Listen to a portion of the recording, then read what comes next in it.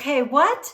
Wait a minute. I was on a hike the other day and someone said something who crossed my path that really made me stop and think. Let's talk about that next. Hi, I'm Heidi Tucker, award-winning inspirational author and speaker. Welcome to the Pickled Sunflower, where we can come together, make a connection, and find some hope. Not long ago, I was on a nice warm afternoon hike up a pretty steep section of the trail when I passed a fellow hiker. And in our passing, I said to him, "Good morning." Of course, it was about 2 o'clock in the afternoon. He smiled at me and just kind of nodded politely. A few steps later, I realized that I had completely misspoke, and it was obviously the afternoon. And so I turned around to face him and said, "Did I just say good morning?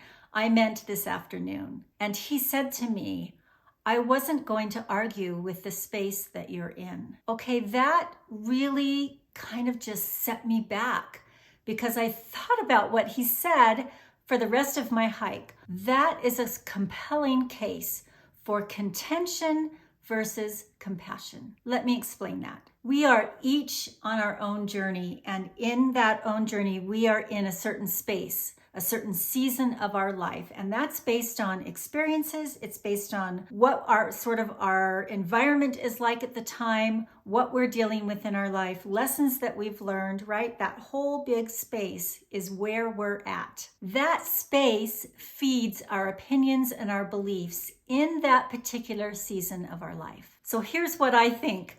I hear quite often we talk about life is such a test, right? Life is a test. While I sort of agree with that statement, I understand that statement, what I really feel is that life is a classroom. It's not so black and white, right? Because it's an ongoing process of learning. Think of it as a one-room schoolhouse where each one of us is sitting in our chair. We are all there learning at completely different levels. You know, the first grader is in there with the fifth grader.